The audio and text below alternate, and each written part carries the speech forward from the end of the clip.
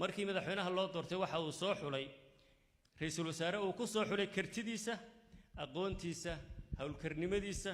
xirfadiisa anugu xasan cali khayre waa la shaqeeyay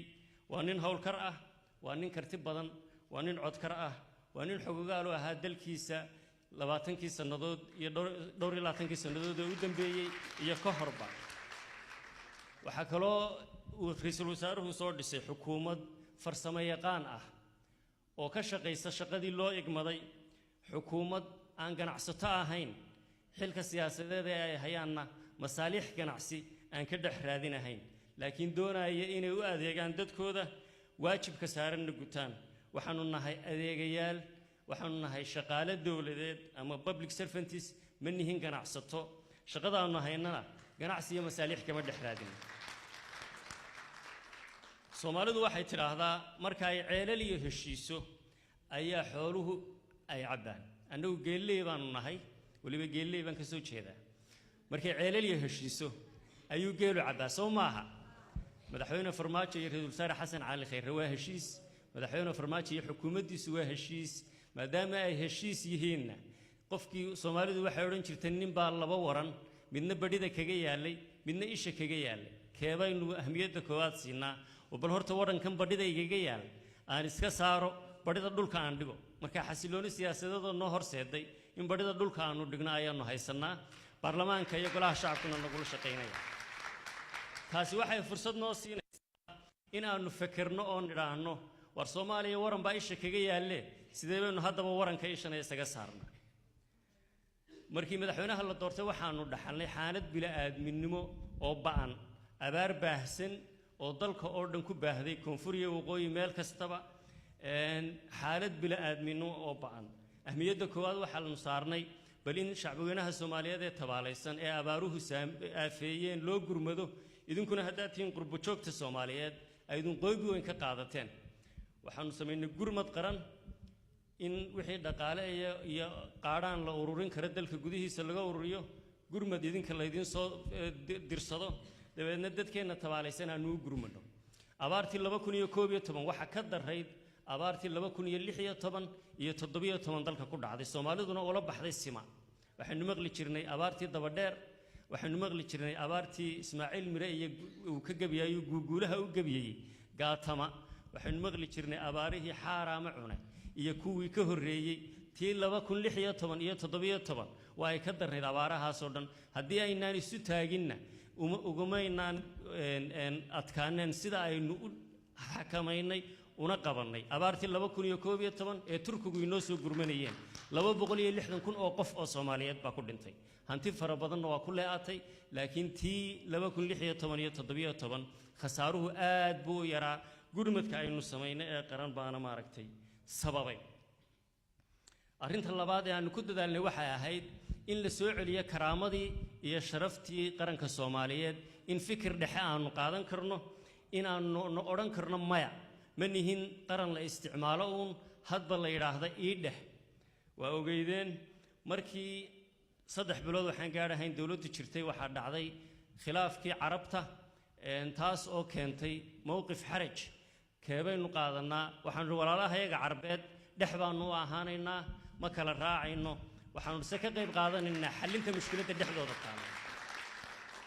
waa arrin taariikh aanu lahayn 1979 kiina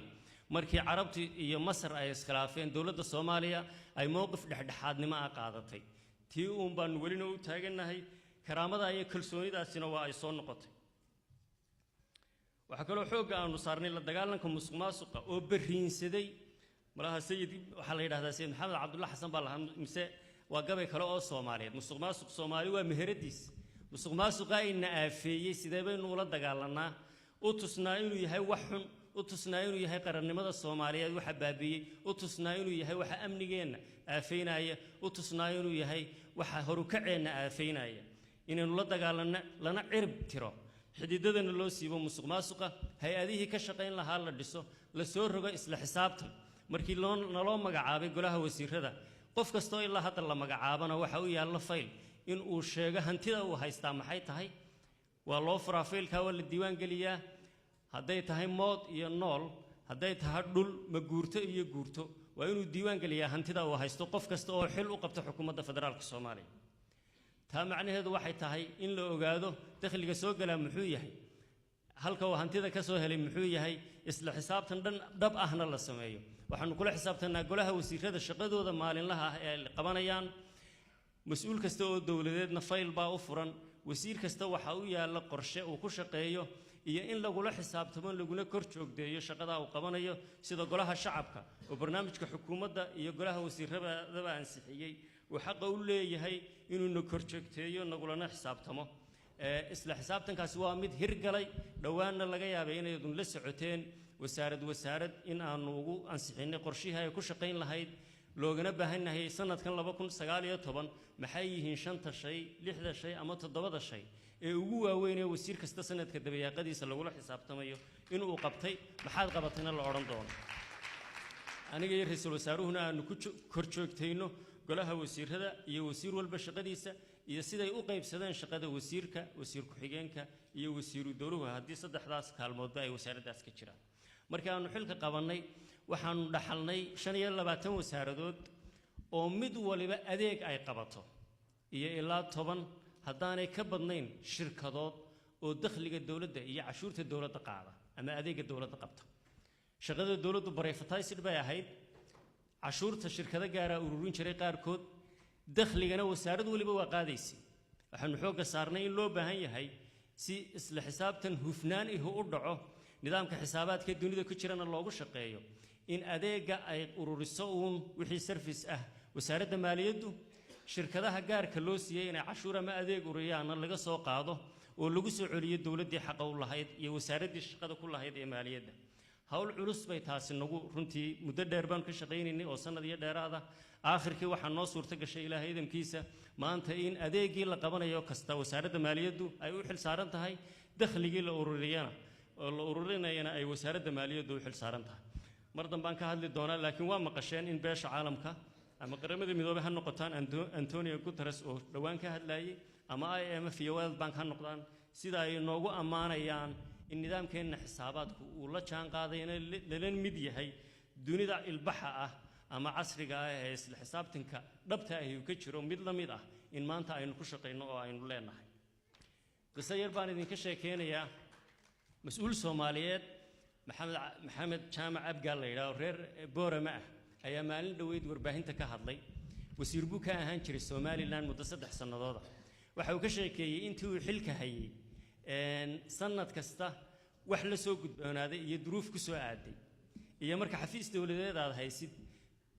xilka ku saaran nin xil qaaday qaad amaanada aad hayso ee quraankeenu sheegay inna aradna al-amaanat ala samawati wal ard fa abayna an yahmilnaha wa hamalaha al-insanu innahu kana dhaluman jahula amaanada culus ee inna wada saaran iyo hadii wax uun si uun kugu soo baydhaan dhibaatada ay ku geeni karaan buu ka sheekeeyay sanad walba dib ka hor yimid isagoo aan waxba maaragtay u bareerahaynin haddana wax u soo dhuuntay aan la waayahaynin dabeedna ummadda Soomaaliyeedna uu cafis iyo saamax weydiistay xilku culayska uu leeyahayna uu ka sheekeeyay madaxweyne farmaajo aqoon isumay lahayn waa uu wacay annagoo wada joogna waa uu hambaliyeeyay waxa uu yiri walaalow waa ku ducaynaynaa waa ku hambaliyeynaa 10 baanu ka barannay in xoolaha ummadda la iska ilaaliyo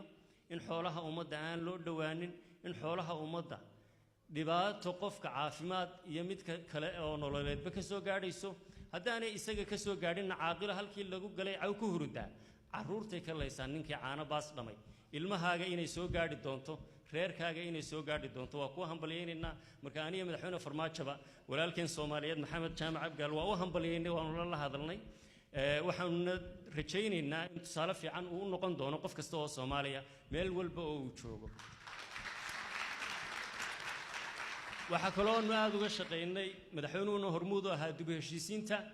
safar dheer ayuu dhulka ku soo maray 5 gobol oo ay idin wada ogeydeen oo min Puntland ilaa iyo galmudug gobollo badan oo Soomaaliyeed taasoo dib u heshiisiin dhab ah horseeday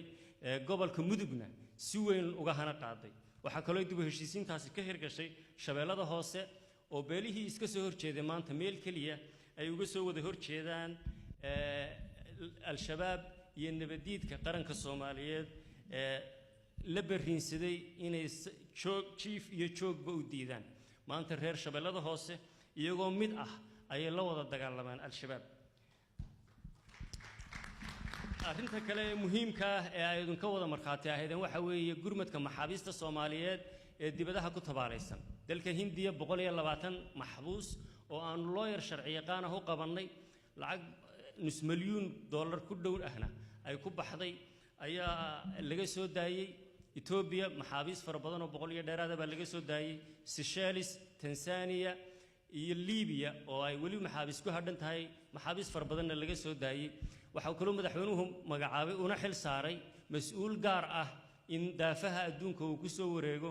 si shacabweynaha Soomaaliyeed ee ama maxaabiista ku ah ama ku dabaalaysan looga soo badbaadiyo dalkoodana dib ay ugu soo noqdaan kharashkii ku baxay iyo diyaaradihii lagu soo qaadayna waxa bixisay dawladda federaalka Soomaaliya waxa ugu maqaalaa dalkan Ingiriiska ay ku nooshihiin waa meelaha dhalinyaro Soomaaliyeed ay aad ugu xidhan tahay waxaan doonaynaa taa inaynu ka wada shaqeyno derisna maxay tahay sababta keentay dhalinyaradeennu inay xabsiga ay ku dhamaato inay noqdaan laga yaabee Afrikaanka asal ahaan dadka Afrikaanka ahaa ama muslimiinta ahaa ee cariga Ingiriiska ku nool maxay sababtu tahay in ay Soomaalidu ugu badato inay noqdaan maxaabiista ugu badan dhalinyaradoodu halkeebay sartu ka qudunsan tahay salaadu halkee ka xidhmi laadahay waxaan doonaynaa dawlad iyo shicibba qurba joog iyo qolqol joog inaynu isu nimaadno maskaxda tuujinno nidhaahno kuma sii jiri karnee sidaynu dhalinyaradeenna u badbaadinaa arrimahaasi waa dhowr shay oo waaweyn oo aan guud ahaan ka xusi karo waxqabadka ugu yaraan sanadkii ugu horreeyay intaa kadib waxaanu dib ugu noqonnay qorshihii aanu ku soconaynay waxaanu dalku maanta ku shaqeeyaa wax la yidhaahdo tubaha siyaasadda oo ugu horreyso tubta amniga iyo cadaaladda tubta dhaqaalaha tubta siyaasadda loo dhan yahay iyo tubta siyaasadda arrimaha bulshada amniga iyo cadaaladda wasiirka cadaaladda ayaa xogaa ka taataabtay oo ka hadlay gudoomiyaha gobolka Banaadirna haday tahay xasilinta caasimadda iyo sida nabadgelyada caasimadda wax looga qabtay waa uu ka hadlay kuma dheeraan doono laakiin qorshaha amniga qaranka ee aynu maanta ku shaqeyno markii 3 bilood dawladdu jirtay April ayaa madax goboleedada aanu isu nimid waxaana la dejiyay caalamkuna nagula shaqeeyaa qorshaha amniga qaranka oo 4 qaybood oo waaweyn ka kooban waxaanu ka shaqeynay in hay'adda nabad sugiddu ay ka shaqeyso sirdoon iyo xuraan oo la kala saaro ciidanka hubaysan oo booliiska iyo militariga gaar u ah iyo nabad sugidda oo xuraanka iyo sirdoonka ka shaqeysa booliiska oo dib loo habeeyay ciidanka qaranka oo diiwaan gelin iyo dib u habeyn lagu sameeyay ama waxa la yiraahdo biometric registration si loo sugo mushaharkoodu inuu bil kasta ugu soo dhaco qofkana toos ugu tago raashinka ku baxaya la og yahay agabka iyo adeegga uu baahan yahay la og yahay ayna iska dhicin ciidanku waa 30,000 ama 22,000 la oran la yaqaan lambar uu leeyahay marka dhismaha qaab ahaan ee ciidanka iyo shaqada uu qabanayo iyo goobaha uu ka shaqeynayo dib habeentoodu waa mid meel wanaagsan maraysa wax badanna laga qabtay diyaarinta ciidanka dagaalamaya ee Soomaaliyeed iyo disciplinkii iyo nidaamkii uu lahaan jiray ciidanku in la soo celiyo wax weyn baa labadaas sanadood ka qabsoomay Soomaaliya waxay ahaan jirtay Afrika meelaha ciidanka ugu sharafta iyo karaamada badan uu ka jiro ciidan cudud iyo quwad weyn lehna waa lahaan jirnay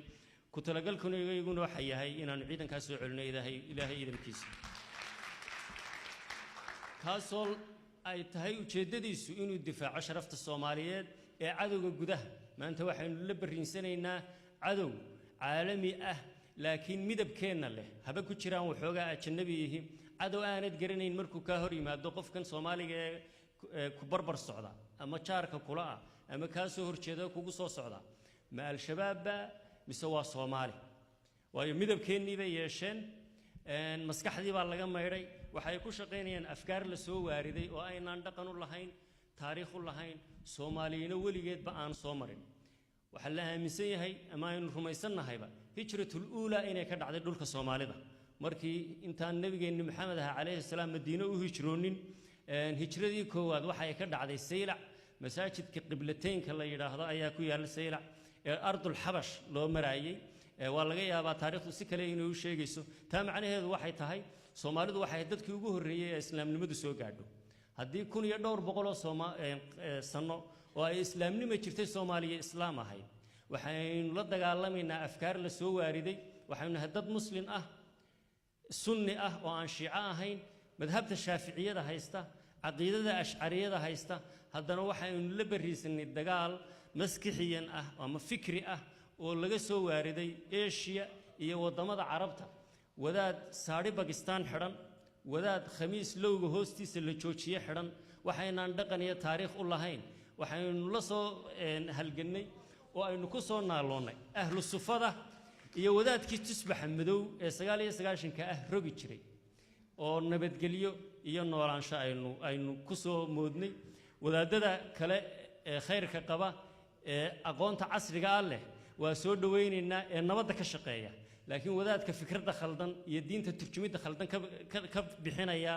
waa ka aynu la dagaalamayna maanta aan leenahay maya islaamnimada saxda ah taa ma aha islaamnimada saxda ah waxa weeye ta culimadeena amniga jecel ee nabadda jecel ay fikirka saxda ah ka turjumayaan marka amniga aynu maanta rabno in aynu sugnaa ma aha amni dagaalkii ciidamada qalabka sida dal shisheeye oo aynu ka baqanayno inuu inagu soo duulo ay difaacayeen ee waa dagaal aynu kula jirno fikri oo xagga fikirka ah una baahannahay inaan aragtida saxda iyo taamaahee waa tan weliga iyo islaam baanu ahayn maanta islaam noqon mayno muslim kuma cabiidsamo walloon madaxa kaa goyne dhiman mayno waanu noolaanaynaa qofkii ilaahay idinku sababaya waa dhiman doonaa laakiin Soomaaliya dhamaan mayso Soomaaliya way jiri doontaa way jirtay way joogtaa wayna joogi doontaa ilaahay idankiisa arrinta labaad ee weyn ee muhiimka waxa weeye tubta dhaqaalaha oo wax fara badan dib habeynta dhaqaalaha iyo la dagaalanka musuqmaasuqa in dhaqaaluhu yahay mid isla xisaabtan ku jooga in mushaharka shaqaaluhu helo qof walba Soomaaliyeed oo dawladda u shaqeeya uu mushaharka helo qof kastoo mushahar qaataana uu dawladda u shaqeeyo oo shaqadiisa soo xaadiro shaqaalaha ayaa dib habeyn lagu sameeyay oo la diiwaan geliyay qof walbana waxa uu xaq u leeyahay xuquuqda dawladda uu ku leeyahay inuu helo in dakhliga la kordhiyo oo nidaamka xisaabaadka iyo maaliyaddu uu ahaado ka turjumaya in goboladiina ay xaqoodii helaan nidaamka federaalka iyo dakhliga sida loo wadaagaya uu cad yahay habka xisaabaadka ee dawladdu ku shaqeynaysa waa mid isla xisaabtan dhab ah leh oo aan madmadow lahayn beesha caalamku ka markhaati kacday $100 ee khasnadeena laga saaro laga arkayo nidaamka xisaabaadka ee caalamiga aynu IMF iyo World Bank ba kula shaqeeyay marka dib habeynta dhaqaalaha oo waxa la yiraahdo SMP ama Staff Monitored Program aan kula jirno IMF iyo World Bank aan kula jirno meel wanaagsan buu marayaa waxaanu ilaahay idamkiisa dhawaan inoo suurtoobi doonto wajiga saddexaad marka aynu ku guuleysano inaynu heli karno loan ama grantis waxa la yiraahdo dhaqaalahana wax ka qaban kari doona haddii ilaahay yiraahdo arrinta kale soo raacday waxa weeye tubta siyaasadda loo dhan yahay oo dib habeynta dastuurka oo cutubkii tobnaad hadda uu hirgalay doorasho hal qof iyo hal cod ah oo qof kasta one person one vote yani one man one vote buu yiri qof iga horeeyay laakiin gabadhuna way codaynaysaa oo shacabweynaha Soomaaliyeed dadka codka ugu badan ee bixiyaaba waa haweenka waa loo baahan yahay wanaagay horseed u yihiin shaqo wanaagay horseed u yihiin gabadhu way ka shaqo badan tahay inamada way ka adkaysi badan tahay waana ka daacadsan tahay rag run ahaantii samaha dumar loogu dhig ayuu gabaygii hadraawi ahaa marka haweenkuna qayb weyn oo muhiim ah bay ka qaadanayaan waxa naga go'an sanadka 2020 in doorasho hal qof iyo hal cod ay dalka ka hirgasho oo xor ah oo xalaal ah oo nabad ku dhacda idinkuna aad ka qayb qaadataan qayb weyn oo muhiim ah aad ka noqotaan arrimaha bulshada wax weyn baan ka qabanay waxa la soo wareegay markii ugu horeysay cisbitaalada dawladeed oo awal hore ay dad kale gacanta ugu jiri jirtay taas macnaheedu waxay tahay dawladdu adeeg caafimaad oo cisbitaal ay maamusho uu gudanayay bay imaka laga bilaabo hirgelin doontaa dugsiyadii waxbarashada qaar badan oo aan gacanta dawladda ku jirin waa la soo wareegnay dowladda shaqaalaha rayidka ah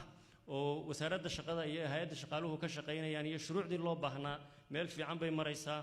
iyo gurmadka abaaraha iyo hay'adda gargaarka iyo masiibooyinku inay daristo maxay abaaruhu ugu soo noqnoqdaan isbeddelka cimilada adduunku haba in bariinsado laakiin miyaynaan abaaraha ka hortagi karin ama yareyn karin sida dunida kaleba ay uga shaqeysay waxa kaloo aanu hadda ka shaqeynaa barnaamij weyn oo ballaaran oo aanu u baahannahay qurba joogta Soomaaliyeedna inay ka qayb qaadato oo la yiraahdo isxilqaan taasi macnaheedu tahay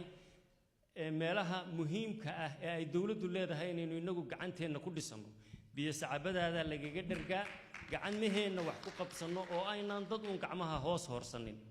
waxaan ku dhisaynaa tiyaatarkii ay taqaaneen oo imika meel fiican maraya stadiumka Muqdisho madxafkii qaranka maktabadii qaranka taalooyinkii cisbitaalka militariga iyo cisbitaalada kale ee muhiimka ah in lagu dhiso isxilqaan oo dadku isu yimaado xoogooda ururiyo qofkii sibidhka bixin kara iyo qofkii waxyaabaha kale garaayidka ha noqoto labanka ha noqoto ama jaajuurka bixin kara laga qaado qofkii gacantiisa ku dhisi kara la soo dhaweeyo maalin kastana uu socdaa wasaaraduhuna way ku tartamaan meel wanaagsan baan u marayaa gobolka Banaadir iyo wasaaradaha kala duwan ee dawladuna waa ka shaqeeyaan waana arki doontaan marka timaadaan iyadoo insha Allah sanadkan dabeeqadiisa mashruuca isxilqaan aan wax badan ku dhisnay laakiin waxaanu idinka doonaynaa waxa jirta dunida kale wax la yiraahdo diaspora tax maybe Eritrea iyo wadamada Afrika qaar badan oo kamid ah Ethiopia meelo badan baa leh cashuur idinku soo rogi mayno laakiin haddaad boqolkiiba 2 na siisaan taa macnaheedu waxay tahay qofka 1,000 pound qaata haddii boqolkiiba 2 uu bixiyo 20 pound bay noqonaysaa aabishii noogu tabarucdaan barnaamijka isxilqaan wax weyn baa uu iska bedeli doona waayo haddii 1 milyan oo qof ay yihiin qurba joogta Soomaaliyeed oo 1 milyan 100,000 igu yaraan ay shaqeeyaan boqolkiiba 2 ayna siiyaan 200,000 oo dollar bay noqonaysaa ama pound bishii sanadkii 2 milyan bay noqonaysaa dabeedna mashaariic waaweyn oo aanu dhahno qurba joogta Soomaaliyeed isxilqaan intii ay ka geysatay weeyaan ayaa inoo hirgeli doona Ilaahay idinkiisa arrinta kale ee muhiimkii waxa weeyaan wada hadallada Somaliland iyo Soomaaliya taasi meel weyn bay nagaga taal madaxweyne Farmaajo iyo madaxweyne Muuse Biixi oo Somaliland wada hadal iyo xiriir fiican ayaa ka dhaxayn jiray waxaanu rajaynaynaa annaga mar walba dawladda federaalka waa ay ka go'an tahay in la soo celiyo sharaftii wada jirkii iyo karaamadii Soomaaliyeed in aanu dib u yagleelno wada hadallo miro dhal ah waxaan doonayaa wax yar inaan ka idhaahdo qurba joogta Soomaaliyeed kaalin muhiim ah bay kaga jiraan qaranka madaxweynaha iyo ra'iisul wasaaruhuba waa qurba joog baarlamaanka ama golaha shacabka waxaan filayaa 100 iyo dheeraad ayaa qurba joog asalkoodu ahaa wasiirada xasan xaajo imsa ku tiin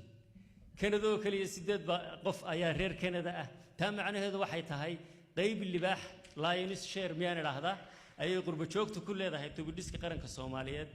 guriyihiina kaalaya dib noogu soo noqda ha isku ilaabina qurbaha waxa looga baahan yahay inay kaalin muhiim oo weyn ka qaadataan dib u dhiska qaranka qayb weyn ka qaadataan